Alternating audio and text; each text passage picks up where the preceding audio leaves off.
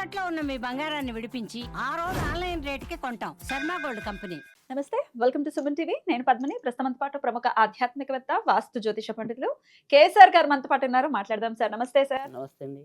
Sir, ఈ వసంత నవరాత్రుల్లో భాగంగా పంచమి, అసలు ఏ నవరాత్రుల్లో అయినా పంచమికి చాలా చాలా విశేషవంతమైనటువంటి రోల్ ఇచ్చింది శాస్త్రం అని చెప్పుకోవచ్చేమో రైట్. అనిపిస్తుంది. ఎందుకంటే అటు శరన్నవరాత్రుల్లో చూసుకుంటే సరస్వతి దేవిని, మాఘమాసంలో వచ్చే నవరాత్రుల్లో, శ్యామలా నవరాత్రుల్లో కూడా పంచమని అన్నిట్లో పంచమి. సరస్వతి మళ్ళీ అక్కడ కూడా. అయితే ఈ వసంత మళ్ళీ శ్రావణ నవరాత్రి మాసంలో పంచమి, ఆ, కార్తీక మాసంలో పంచమి. పంచమి, సో ఆ, అన్ని అలా విశిష్టత ఆషాఢ ఉంది. మాసంలో వచ్చే నవరాత్రుల్లో కూడా పంచమి. పంచమికి చాలా అంటే మన పంచేంద్రియాలన్నీ కూడా బాగుండడానికి పంచ కర్మేంద్రియాలు, పంచ జ్ఞానేంద్రియాలు అన్ని పంచతోనే ఉన్నాయి కదా, పంచ ప్రాణాలు పంచ అంటాం మనం. ప్రాణాలు.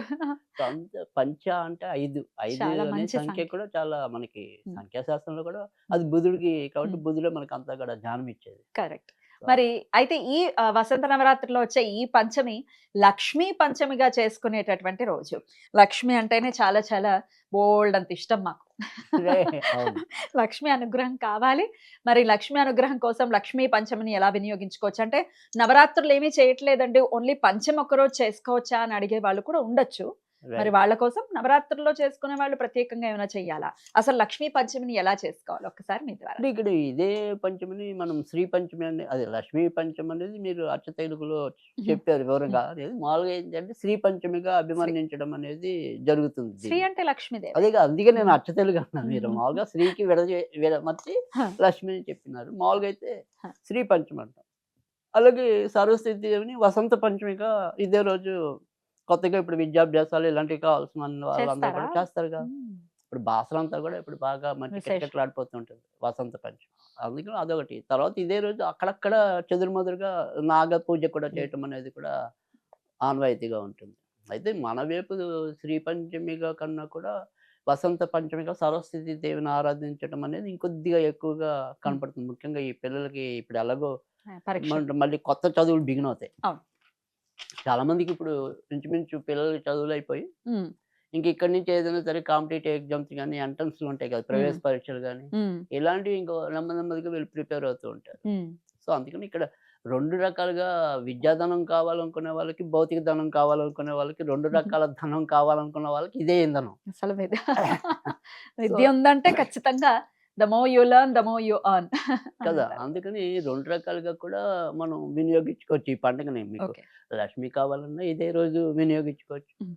అయితే ఈరోజు చెప్పిందేంటంటే గనక మామూలుగా అయితే మనం పసుపు బట్టలు గానీ, తెల్ల బట్టలు గానీ వినియోగించుకోవాలి మ్మ్. పూజకి. అంటే మీరు లక్ష్మీ పూజకి చేసినా మ్మ్. ఇలాగే పసుపు బట్టలు గానీ, మ్మ్. తెల్ల బట్టలు. లేదు మీరు సరస్వతి పూజ చేసుకుంటాననుకుంటే గనక తెల్ల బట్టలు ఇవే. తర్వాత ఈరోజు ఖచ్చితంగా ఏమంటున్నాం, తీపి పొంగలి నివేదన చేయటం అనేది గానీ, కేసరి నివేదన చేయటం గానీ, ఇవి నివేదన చేసినప్పుడు ఇవి చేయాలి. అయితే ఇక్కడ లక్ష్మీ డబ్బు, ఆర్ధనం కావాలనుకునే వాళ్ళకైతే మాత్రం లక్ష్మీదేవి పటం దగ్గర మామూలుగానే ఎప్పట్లాగానే మనం పటం పెట్టుకుంటాము. ఇది ఏమీ లేదు మంత్రం అనేది. ఓం శ్రీం, ఓం శ్రీం, ఓం శ్రీం, ఓం శ్రీం 9 ఉండాలి అంతే. 9 సార్లు. అంతే. బా. ఓం ఉంటుంది, శ్రీం ఉంటుంది, ఓం ఉంటుంది, శ్రీం ఉంటుంది, ఓం ఉంటుంది, శ్రీం ఉంటుంది. అలా 9 సార్లు అనుకోవాలి. ఆ రకంగా మనం చేసుకోవటం అనేది. మరి తర్వాత ఓంకారాన్ని ఆడవాళ్ళు చదవకూడదు అనేది కూడా కొంతమంది అడుగుతున్నటువంటి ప్రశ్న. అలా ఏం లేదు. ఓంకారం అనేది అన్ని రకాల వాళ్ళు కూడా చదువుకోవచ్చు. అది ఏమంటాం ప్రణవాక్షరం కాబట్టి దేనితో అయినా సరే దాంతోనే ప్రారంభమవుతుంది కాబట్టి మనం ఓంకారం చుట్టాం అంటాం. మ్మ్. అంటే ఆ. ఏదైనా సరే ఒక కొత్త పని ప్రారంభించినప్పుడు ఈ రోజు నుంచి ఓంకారం చుట్టాం అంటాం. మ్మ్. కొంతమంది శ్రీకారం చుట్టాం శ్రీకారం. అంటాం. సో ఏదైనప్పటికీ కూడా ఆ ఓం అనేది అంటే ఆ రకంగా వస్తే మనం ఏమంటాం గాయత్రి మంత్రం కూడా కొంతమంది ఆడవాళ్ళకి పనికిరాదు. ఇంకా ఇప్పుడైతే రుద్రాక్షలు అందరూ వేస్తున్నారు. అప్పుడు విధవ స్త్రీలు తప్ప వేరే వాళ్ళు రుద్రాక్షలు ఆడవాళ్ళు రాసుకునేవారు కాదా? కాదు. మ్మ్. సో అలా రకరకాలు ఉంటాయి. కానీ అవన్నీ కూడా ఏమంటాం మరీ శాస్త్రంలో మరీ చెప్పించిన విషయాలు. లేదా శాస్త్రంలో తర్వాత వచ్చిన పరిణామ క్రమాలు. సో అందుకని దాని గురించి పెద్ద మనమేమి ఆలోచన, సందేహం పెద్దగా పెట్టుకోవాల్సిన అవసరం అయితే లేదు. చక్కగా ఓంకారం మంచిది. ఆ రకంగా చేసుకోవటం అనేది ఉంటుంది.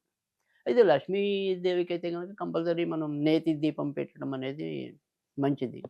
అదే సరస్వతి పూజ చేసుకుంటేనే మనకేంటంటే నేననేది ఏంటంటే లక్ష్మీ పూజ చేసుకునే వాళ్ళు ఇలా సింపుల్‌గా చేసుకోవటం అనేది ఉంటుంది. ఈ 5 అనే సంకేతం ఇదంతా కూడా ఎక్కువ వాళ్ళు ముడిపడి ఉండటం అనేది ఇది మనకి సరస్వతి అనుగ్రహానికైతే గనుక ఇంకా కొద్దిగా ఎక్కువ ఉపయుక్తం అనుకుంటున్నా ఈ రోజుని. అంటే ఇటు ఏ రకమైన వాళ్ళకైనా సరే జ్ఞానం అనేది అవసరం. సో, ఆ జ్ఞానాన్ని ఇచ్చేవాడు, బుద్ధి బలాన్ని ఇచ్చేవాడు బుధుడై ఉన్నాడు.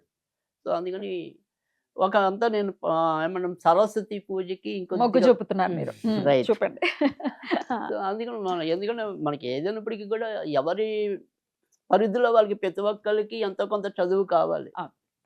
అందులో ఇప్పుడు చూసారు కదా! ఇప్పుడు ప్రతి ఒక్కళ్ళు కూడా ఏఐ అనే కొత్త చదువు నేర్చుకోవాలి. నేర్చుకోవాల్సిందే. లేకపోతే మళ్ళీ వాళ్ళు వెనకబడిపోతారు. అవును, అవును. అంటే ప్రతి ఒక్కళ్ళకి ఎంతో కొంత ఆ నాలెడ్జ్ లెవెల్ పెంచుకోలేకపోతే మనం వెనకబడిపోతాం మనం ఎంచుకున్న రంగంలో. అసలు మనం జ్ఞానం లేదు అని అంటే గౌరవం రాదు. కదా! అందరికీ అవసరమే. ఎప్పటికప్పుడు చదువుకుంటూ ఉండండి. ఓకే. ధనంతో జయించలేం గానీ జ్ఞానంతో జయించచ్చు. ఖచ్చితంగా మర్యాదతో జయం వస్తుంది. వస్తది. కనుక జ్ఞానం అనేది చాలా మనకి దేవుడు బాగా ఇచ్చిన ఆయుధం. అవును సార్. దాన్ని పెంచుకోవాలి. కరెక్ట్. సో, అందుకే నేనైతే సరస్వతికి ప్రాధాన్యత ఇవ్వటం అనేది ఉంటుంది. హా. అయితే ఇక్కడ సరస్వతి దేవికైతే గనుక నన్నడిగితే ఏమంటాం, ఈ నెయ్యి కన్నా కూడా హ్మ్. నువ్వుల నూనె మంచిది. నువ్వుల నూనెతో దీపారాధన. నువ్వుల నూనె పెట్టడం వల్ల ఏంటంటే, మనలో ఉన్న తామసిక గుణం గానీ, ఈ బద్ధకం అనేది గానీ ఏదైనా ఉంటే ఆ తామసత్వాన్ని అది హరింపజేస్తది. హ్మ్. సో, అందుకని నువ్వుల నూనె అనేది కొన్నిటికి చాలా మంచిది.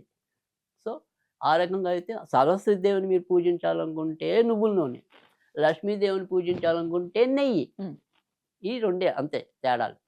ప్రసాదం ఆవిడకైనా ఇదే ప్రసాదం, ఈవిడికైనా ఇదే పొంగల్, ప్రసాదం. చక్కెర లేదు నాకు ఇద్దరికీ చేసుకునే ఓపిక ఉందంటే మరీ మంచిదే. ఓ ఏముంది గట్టిగా ఓ పావుగంట కూర్చుంటే లక్ష్మీదేవి పూజ అవుతుంది. ఓ పావుగంట కూర్చుంటే సరస్వతిదేవి పూజ అవుతుంది. అరగంట ఏముంది పెద్ద కష్టమేం కాదు. ఇది ఇక్కడ చదువు పిల్లలకి మాత్రం మనం ఈ లక్ష్మీదేవికి అనేవాళ్ళు ఈ ఒక్కరోజు చేసుకుని ఆపేసుకోవచ్చు. ఇక్కడ సరస్వతి దేవికి చేయాలనుకునే వాళ్ళు మాత్రం 14 రోజులు పెట్టుకోండి. ఈ రోజు నుంచి మొదలు. రైట్. అంటే 2 వారాలు. సో, 2 వారాలు ఏం చేయాలంటే గనుక ఈవిడ మంత్రం వచ్చేప్పటికి ఓం హైం శ్రీం, ఓం హైం శ్రీం, ఐం హైం శ్రీం శ్రీం వాగ్వాదిని సరస్వత్యై నమః, వాగ్వాదిని సరస్వత్యై నమః. అందుకని ఈ రకంగా చేసుకుంటే చాలు. ఇది మనం ఎప్పుడు ఇచ్చే సంఖ్యలా గానీ 27 గానీ, 54 గానీ, 108 సార్లు గానీ చదువుకోవాలి. ఇక్కడి నుంచి 2 వారాలు చదవాలి.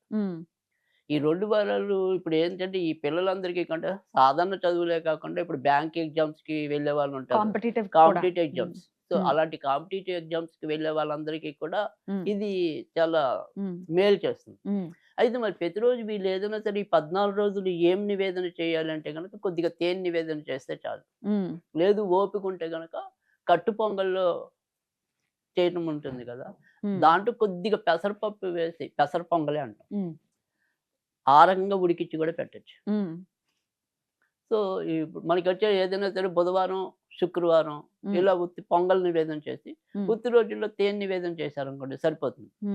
మొత్తం మీద అయితే గనక 14 రోజులు ఇక్కడి నుంచి మనం చేసినట్టయితే ఖచ్చితంగా ఈ కాంపిటీటివ్ ఎగ్జామ్స్‌లో వాటిలో కూడా వాళ్ళు విజయులు అవ్వడానికి అవకాశాలు ఎక్కువుంటాయి.